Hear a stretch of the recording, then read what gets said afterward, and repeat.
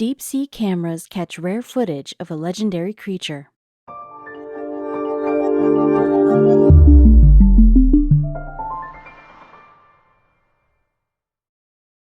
But before we start, please make sure to subscribe to M&R TV and hit the bell so you never miss any upload from us. Also, leave a like right now.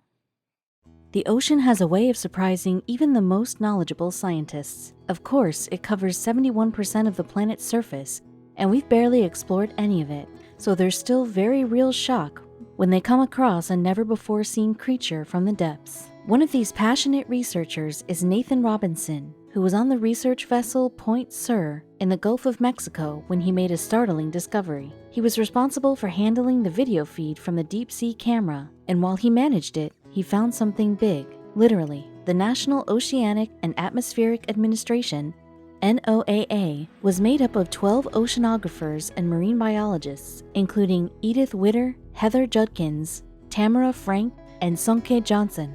Being the leading experts in their field, they all thought they knew what they were getting into.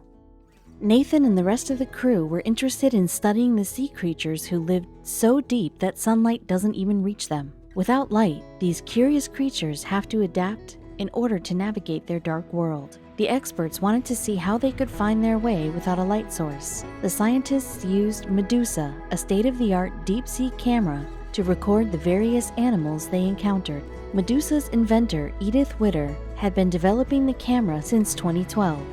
Instead of using white lights, Edith installed red ones. Most deep-sea animals can't perceive this color, meaning they won't flee from it. Edith also added another cool feature, an LED lure that looks and acts like a jellyfish. When jellyfish are attacked, they glow in a unique way, getting the attention of large predators in the area. Edith hoped this could bring in some exciting predatory creatures. And in the final few days of the project, it looked like Edith's invention was put to good use. Medusa filmed something spectacular on June 19, 2019. The recording began as innocuous until the tentacles slid into view. They whipped toward Medusa and wriggled on screen for a few seconds before charging back into the cover of the dark ocean. As Wida and Johnson wrote on NOAA's website, we knew immediately that it was a squid. They couldn't tell how long the animal was, but estimate it was 12 feet and only still a juvenile. Quickly, the team conferred with squid expert Michael Beccioni at the NOAA National Marine Fisheries Services, but they soon had a crisis on their hands. While they were preparing to talk to Michael, a bolt of lightning hit Point Sur, which is adjacent to Medusa's location. The crew was terrified that their video footage may have been damaged by the storm. Luckily, the camera was fine, and they sent the video file to Michael.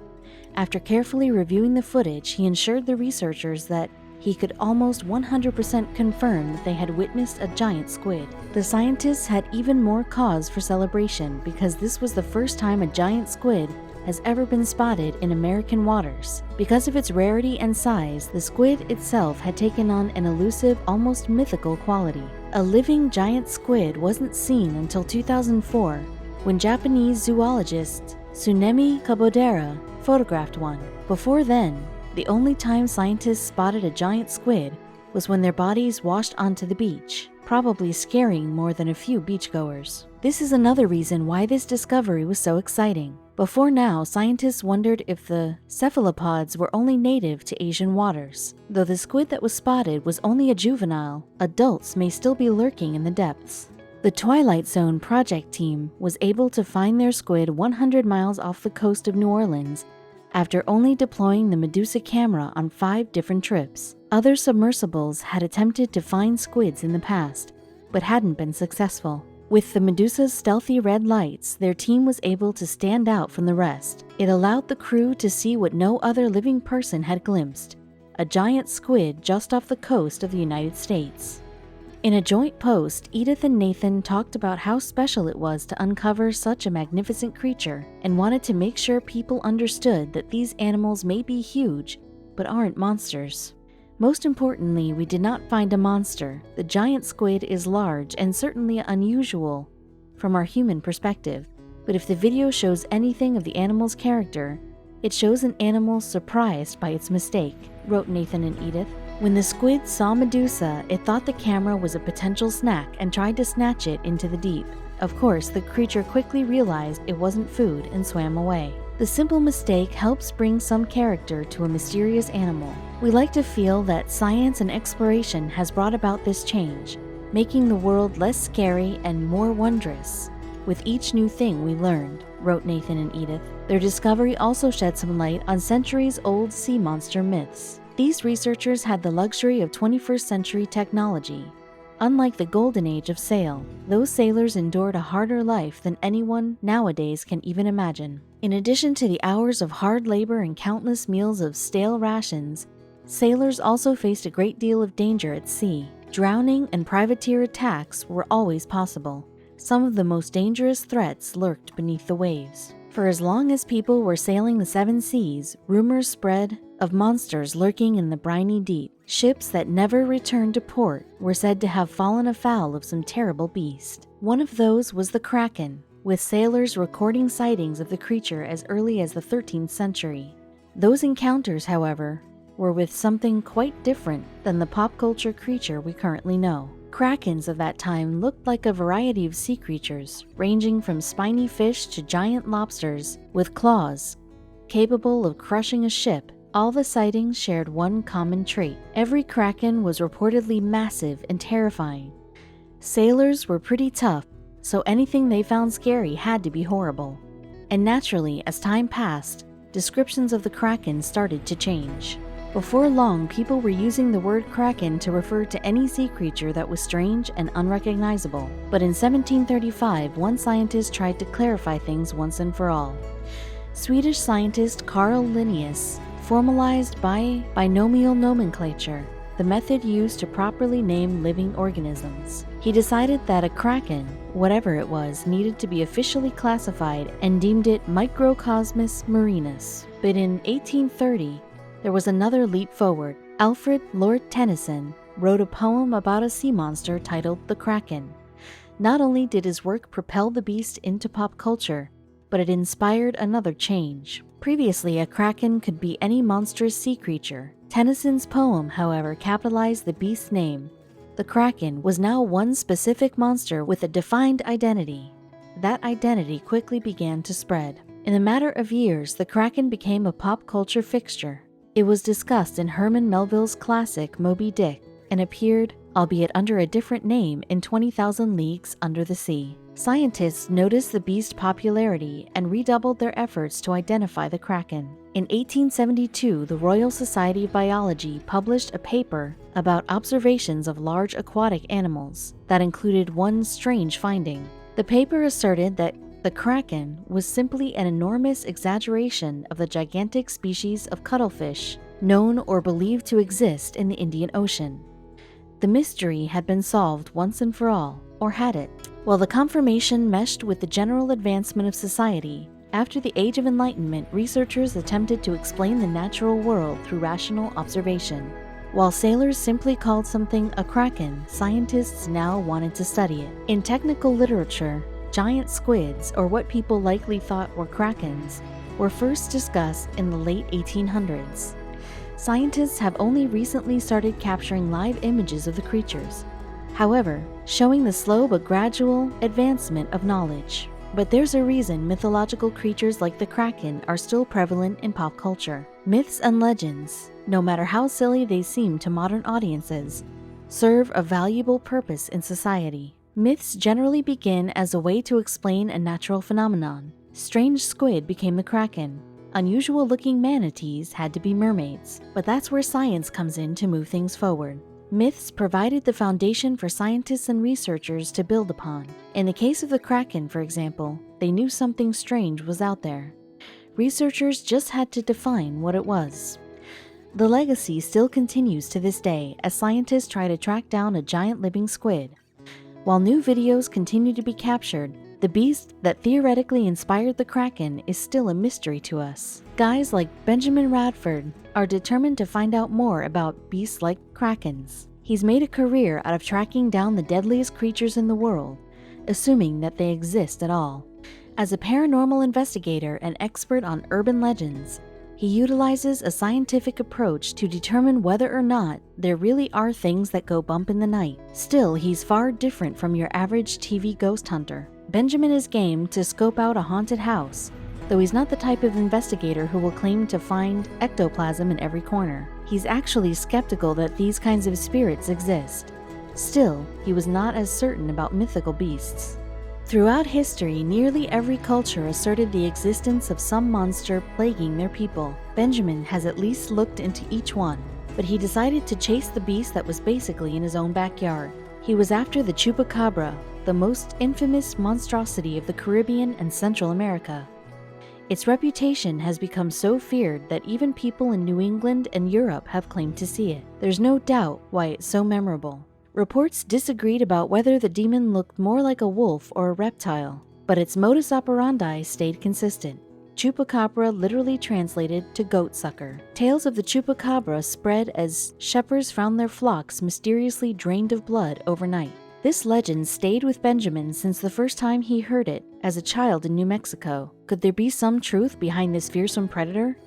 To get the ball rolling, the investigator contacted alleged Chupacabra witnesses. Most encounters, like a notable 1995 sighting in Puerto Rico, unfortunately didn't involve any physical evidence. Benjamin knew that relying on someone's memory was a dicey prospect. Fear often distorted the recollections of even the most trustworthy observer. He made an interesting connection when digging into that 1995 claim. The onlooker provided an extraterrestrial description that rung a bell in Benjamin's mind.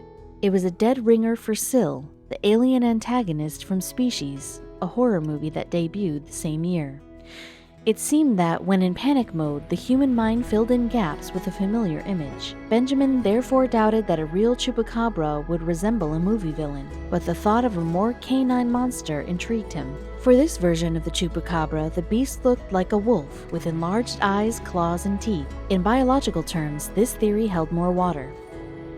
Could it be that the monster was a rare mutant? This possibility had Benjamin hopping all over the Americas, visiting purported Chupacabra sites between Texas and Nicaragua. There was definitely proof that something vicious was attacking local livestock, and that was only the tip of the iceberg. In a handful of cases, unsuspecting townspeople happened upon the remains of a Chupacabra. This body looked like no other animal the witnesses had seen before, so hideously deformed and strangely patterned. Benjamin felt his heart race when he heard the news. When veterinarians examined the species, however, the results were less than thrilling. They determined most of them to be coyotes, raccoons, or Mexican hairless dogs. Still, there was a monster involved in each of these findings. Parasitic mites really did make these ordinary animals look like abominations. They caused mange, a disease that removes hair and forms scaly patches all over the skin. Still, a few believers wouldn't buy this explanation. Many had seen herds of goats decimated firsthand, with barely a single drop of blood left in their bodies. Benjamin's zoological research chalked this up to ordinary coyotes. While hunting, they often punctured blood vessels in the neck of their prey, which quickly bled out. Though disappointed not to find an actual Chupacabra, Benjamin pieced together how this legend came about. For one thing, the beast bore a striking similarity to the vampires. Besides the supernatural blood drinking, both stories explained misfortunes suffered by isolated societies. Even in our ultra-connected world, these tales persist due to entertainment and conspiracy culture. However unlikely it may be that creatures like Bigfoot and the Chupacabra actually exist, the ideas behind them are too alluring for many believers to give up. Without a shred of proof for the real Chupacabra, Benjamin asserted that the goatsucker was nothing more than a fable. That was par for the course for this professional skeptic. Still, many others won't back down from their belief of otherworldly phenomena. The Scottish Highlands are known for lush green scenery and centuries-old castles, but what really attracts tourists has nothing to do with nature and architecture. Scotland's greatest mystery lies just beneath the surface of the vast Loch Ness. Loch Ness is over 700 feet of deep, dark water, and it's the rumored home of the mythical Loch Ness Monster. A geneticist and self-described monster hunter, Professor Neil Gemmell, was fascinated by the myth and believed he could be the one to get answers. But before answers could be found, Gemmell had to ask himself some key questions. How did Nessie come to be? What does it look like? What truly lives in Loch Ness's murky underwater world? Believe it or not, the existence of a larger than average underwater creature in Loch Ness was recorded all the way back in 500 AD. A man was swimming when he was apparently mauled and dragged underwater by a water beast. From then on, the sightings only increased. At the beginning of the 20th century, local interest in an underwater beast hit its peak. The tourism in the area was increasing, and in 1934, a vacationing man was looking out at the loch when he saw something odd, so he grabbed his camera. The ensuing picture, known as the surgeon's photograph, captured a blurry, long-necked creature peeking out of the water. Suddenly, Nessie's long neck and bumpy back was famous worldwide. This became the definitive Nessie sighting, but it also sparked years of controversy. The scientific community has always resisted the existence of the Loch Ness Monster due to a lack of evidence, and it wasn't long after the surgeon's photo was published that it was exposed as a hoax. Unfortunately, this was a huge blow to enthusiasts everywhere. You see, back when photographic evidence was really the only surefire way to provide evidence that something had happened, all believers had to go on were local tales and childish drawings. Thankfully, times have changed. Professor Neil Gemmell knew that even some myths should be investigated, so he decided to find out the truth once and for all. And since it's the 21st century, he was able to do a lot better than photographic evidence. Leading a team from New Zealand's University of Otago, Neil took water samples from 3 different depths of the lake. Each sample contained DNA that Neil hoped would shed some light on the murky mystery, DNA that was comprised of seemingly normal materials. Neil's team sent the DNA samples, which reportedly contained skin, scales, feather, fur, and fecal matter, to labs in Australia, New Zealand, Denmark, and France. Neil's investigation couldn't have come at a better time, as Nessie sightings have recently reached a record high. Sightings are now at a level that were being recorded in the 1990s, said Gary Campbell, recorder of the official Loch Ness Monster Sightings Register. The internet has meant that Loch has never been more watched, and from anywhere in the world. With so many people intent on uncovering the Loch's secrets themselves, the Scottish economy rakes in millions a year thanks to Nessie. In 2019 alone, there have already been 12 people claiming to have seen the Loch Ness Monster with their own eyes. One man, Richard Cobb, saw something large break through the surface of Loch Ness in late July 2019. I never believed in Nessie, but now I'm not so sure. What I saw was just weird, he said. There was something in there for sure. In June 2019, a boat skipper logged a large creature on its sonar close to one of Nessie's favorite lairs. It was a 25-foot-long object, definitely not your average fish. It was exceptionally big. I would like to think it was Nessie, he said. Hundreds of Nessie sightings have been debunked as otters, swans, and floating debris. Gemmell hopes that the results from his investigation will be undeniable, but he knows how staunchly some people believe in even the most outlandish of theories. Some people think that Nessie is really just an enormous catfish or eel, while others believe it to be a large Greenland shark. One of the more eccentric beliefs is that the monster is a slightly evolved plesiosaur that somehow avoided extinction. Fans of the mystery are craving answers. On Facebook, 18,000 people have signed up to storm Loch Ness in September 2019. They hope enough people in Loch Ness will get the creature to resurface so they can, as the group put it, find that big boy. But Gemmell hopes that his findings will answer any questions people have before any storming ensues. We've tested each one of the main monster hypotheses, and 3 of them we can probably say aren't right, and 1 of them might be, he said mysteriously. He described his findings as significant and a bit surprising, and expects to release them in September. We're delighted with the amount of interest the project has generated, he said. Monster or not, we're going to understand Loch Ness and the life in it in a new way. While Loch Ness Monster enthusiasts wait for the results of Gemmell's study, some are turning their attentions to Lake Van, the largest body of water in all of Turkey. It's also hiding a secret monster within its depths. Despite being situated over 5,000 feet above sea level, Lake Van never freezes. The lake's high salinity keeps the water flowing year-round, though this phenomenon has come at the price of Lake Van's biodiversity. Because of these high salt levels, only one type of fish, the pearl mullet, is known to live in the lake's brackish waters. However, according to local legend, these mackerel-sized fish aren't the only creatures lurking beneath the waves of Lake Van.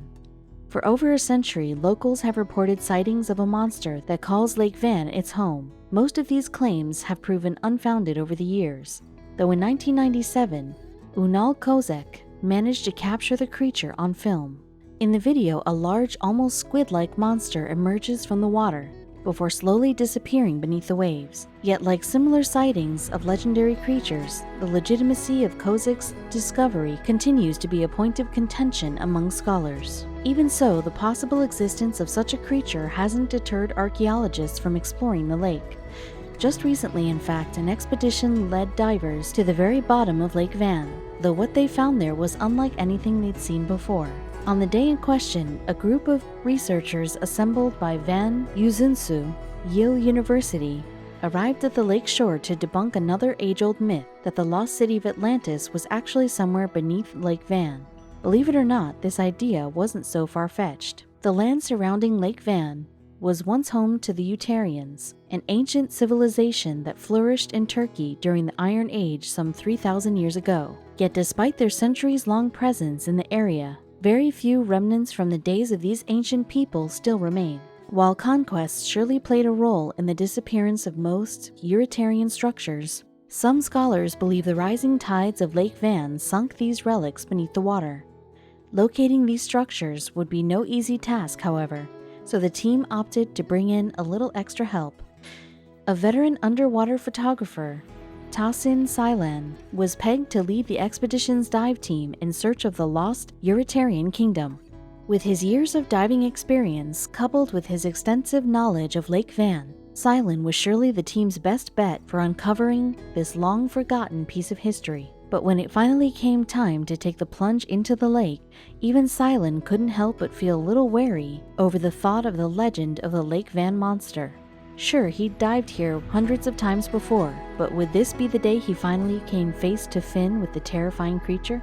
The team seemed to echo their guide's fears, and as they drove deeper into the lake, it seemed increasingly difficult to shake this unnerving thought. After all, in a body of water as large and murky as this one, almost anything could be lurking just a few feet below. Once they'd reached the bottom of Lake Van, Silan and his team quickly set to work combing the sand for any sign of Uritarian artifacts. Almost instantly, one of the divers spotted an enormous shadow that made everyone's blood run cold. Shrouded in a veil of deep blue, what the divers saw sat in total stillness, almost as if it was made of stone. The divers summoned their courage and swam toward the sight, but what they found wasn't a monster. It was a castle.